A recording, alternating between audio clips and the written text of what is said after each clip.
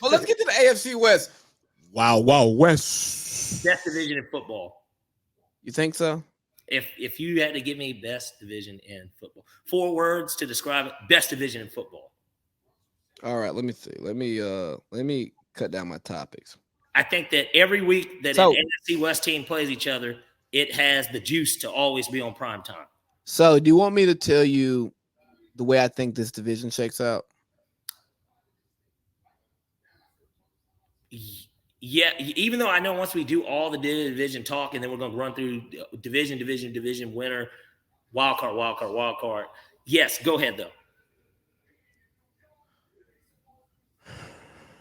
Raiders, Chargers, Kansas City, Denver. Like Raiders 1. That's interesting. I like them as 2. Don't get me wrong. Raiders might go 2, Chargers might go 1, but I'm putting Russ and Mahomes at 3 and 4. Me too. I think the Raiders and the Chargers have better teams. I think the Chargers have to break through, because if not, I don't want to hear shit about fucking Justin Herbert again. I'm dead fucking serious. I don't want to hear anything about him if he doesn't make the playoffs again, because I'm tired of it. People like Matt Ryan were winning games early in his career and put up stats by year 3 to where they were like top tier, like top 5 yards, touchdowns type shit. Matt Ryan did that by year 3, but he had a winning season every year and had made the playoffs twice out of those 3. I don't want to hear that with Justin Herbert if he doesn't do it. I'm picking them to win a division. I think that the addition of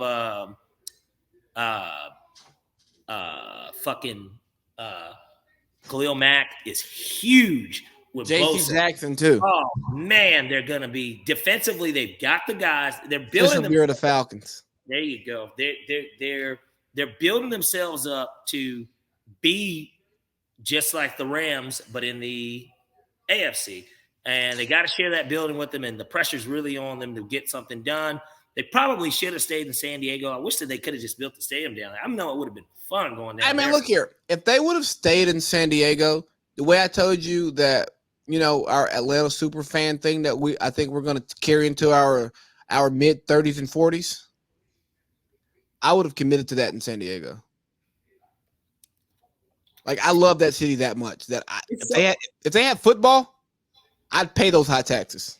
They're LA's younger brother, but like, man, what a missed opportunity by not just building a new stadium. It's the cooler.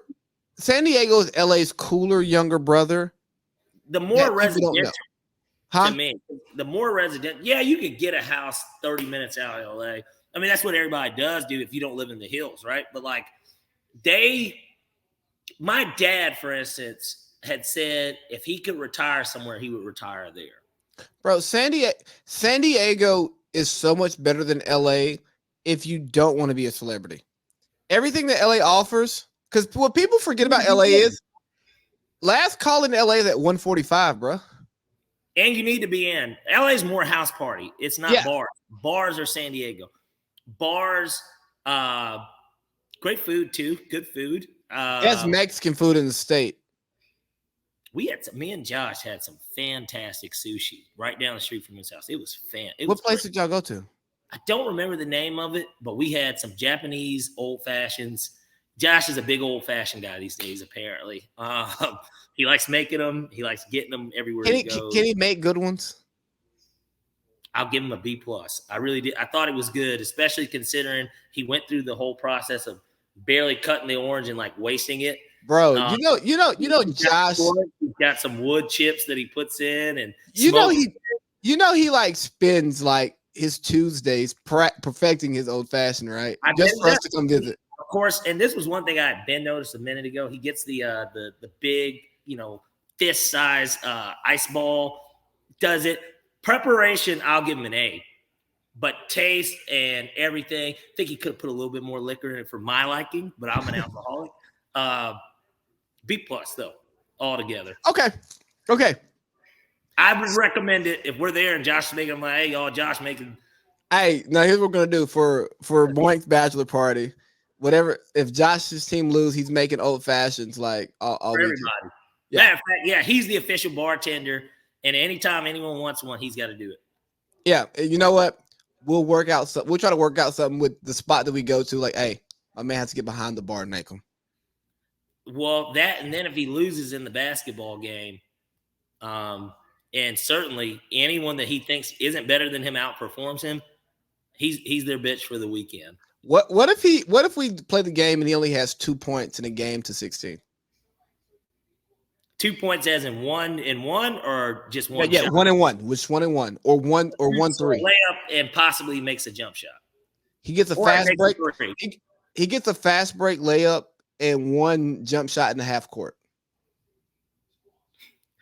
I'm going to be disappointed from the way he was talking. And so, you got to have at least 5, 6 in a game to 16 for me to be like, okay, yeah, he's the guy. He's got to call for the ball and go to his spot and score on somebody. Like Melo style. Like Melo, like at the elbow. I wanted to try Josh up and ask him, can you even palm a fucking basketball? And so something is I can't palm a really ball. I can dunk. I can't palm it. I can palm a basketball. Now, my hands aren't huge. They're not huge, but I can palm a basketball. I think you got bigger hands than me. I can palm it on a good day. I can't palm it every day. I don't have big palms, but my fingers are long. So that's what she said. Yeah. Nonetheless, man, look, we're getting too far out of this. Back to the AFC West. San Diego, next thing that we believe, Raiders. I'm wholehearted. I'm Raiders Chargers. Because here's the thing. Here's the thing about Kansas City. They lost their best defensive player. Golly. Kyle. Sorry, Kyle. Can't talk, buddy. Pod. But no, Kansas City, they lost their best defensive player in the Honey Badger.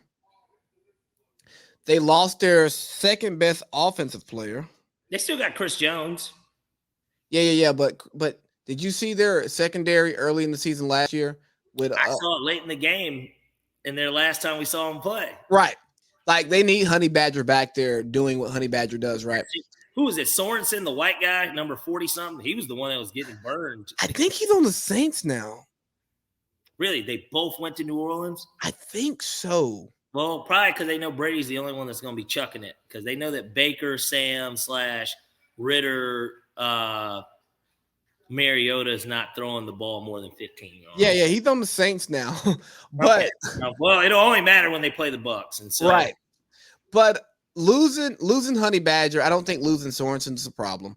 I think he's terrible. I think that was good. That's an addition by subtraction in my book.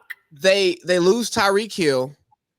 They get Juju and Valdez-Scantling. I don't care about them. And I thought Justin Ross would be the difference maker if with health.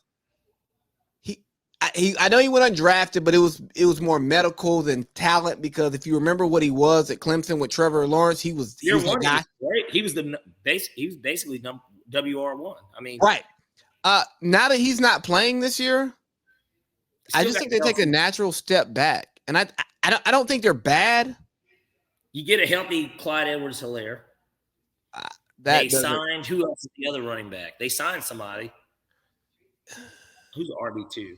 Hold on. It doesn't give me much confidence. RB2. Hold on. I want to pull up RB2. Michael Burton and Ronald. They got Ronald Jones. And they still got Jerick McKinnon.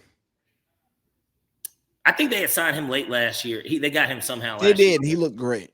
Yeah. So does Mecole Hardman step up? He has to. He's going to be kind of this speedy. He has to be Tyreek next year, but he's not that good. Tyreek light. Yeah, Tyreek Milwaukee's best. Yeah, he has to. But Raiders is who I wanted to talk. I want to talk Raiders ball. Devontae Adams is the best receiver in the NFL. True or false? True, but I saw that side by side with Mike Evans. That would say that Mike Evans has been better than Devontae Adams. But I don't believe that with my eyes. So, right. Yes, he's the best receiver in the league. It's got JP's calling me. I'm not telling him on pod. Either way, I think we could argue over the last 3 years he's been the best receiver in the NFL. Big addition, especially when you're adding it with Darren Waller, and then you decided after they traded Edwards here, who was kind of running he was the Y. No, he's the Z. He was wide receiver too. He wasn't in the slot. Right. Basically. And Hunter Renfrow was 1,000-yard receiver, 8 touchdowns. And, he's the crafty white slot, the traditional Wes Welker, Edelman guy, especially now with Josh McDaniels being a coach. That's going to be the real question for them. Is Josh McDaniels ready to be head coach part 2? Is he ready? He turned down remember, he took the Colts job. Then they ended up hiring Frank Wright instead. He took the Colts job, turned it down, and decided to stay with Bill, and then randomly decided, you know what, I want to move to Vegas, and I want to be with a team that did make the playoffs last year with all that adversity. Now they don't have to deal with the John Gruden stuff this year. Josh Jacobs, they didn't pick up his option, but they also drafted what's-his-face, who I think is eventually going to take his spot. Name is slipping my head. We've been going through so many NFL teams. We almost have to pull up the depth charts every single time. Yeah, I know. They've got Zamir White. Zamir White, yeah, from Georgia. And they have Kenyon Drake. And Amir Abdullah's running back 4, who's an often injured guy, but we remember him at Nebraska. He was solid. Yeah, I drafted him in fantasy. He fucked me. Yeah. And so they got Zeus. Solid backups, really, to Derek Carr, Stidham, and Mullins. I'd love that behind Mariota if we hadn't drafted a quarterback. I mean, in terms of just backup guys that can come in that you've seen play in the last – I mean, Stidham maybe not so much, but Nick Mullins really wasn't that bad in Kyle Shanahan's system. But nonetheless, Raiders also picked up Chandler Jones. People don't even talk about that. Yeah, they're going to have the best – arguably the only better pass rush may be in division. Chargers got the best. And that's the Chargers. Yeah, Chargers got the best. Khalil and Bosa. But really like what they did there, expecting them to finish second and being a wild card. So where do you put the dangerous Denver Broncos? I have to put them 4th, only because by default, I mean, I don't think they're going to be better than Kansas City. And I've already stated that I think that the Chargers and the Raiders are the top 2 teams in the division, with the Chargers being 1, the Raiders being 2.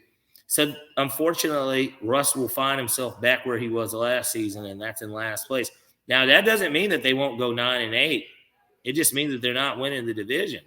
And they're going to be fighting to potentially be the 7th seed. They're going to be hovering. They're a team to me that's going to be 500 all year. They're going to win one and they're going to lose one. They're going to win one and they're going to lose one. That schedule, it works in their favor in the non-conference stuff, like the non-divisional games, because they're going to be playing the teams that were – because they were last place last year in that division, right? So they're going to be facing a last place schedule. That will work to their advantage when they have to play – the Jets. Carolina. Do they play our division? Well, don't they play all the last place teams? Yeah, and then there's one random team. Because remember, you only play one division, and then there's the opposite. They're in the West, so they play the NFC West. They play Seattle that first game. That's the first Monday night game. They're going to beat Seattle. They'll win their first game. Yeah, they're going to dog walk Seattle. They're going to dog walk the Broncos, so they're going to get off hot. The 49ers are going to take them to the woodshed. The Raiders take them to the woodshed. You think the 49ers take Denver to the woodshed? I think that game's going to be close as hell. I think it's not as close as we think, but and we're about to get to the NFC, but I don't know. We'll talk about that when we get to the NFC side. But I'm just simply saying the schedule favors them. Hey, question: 9-8. Carry a general conversation while I go head to the bathroom.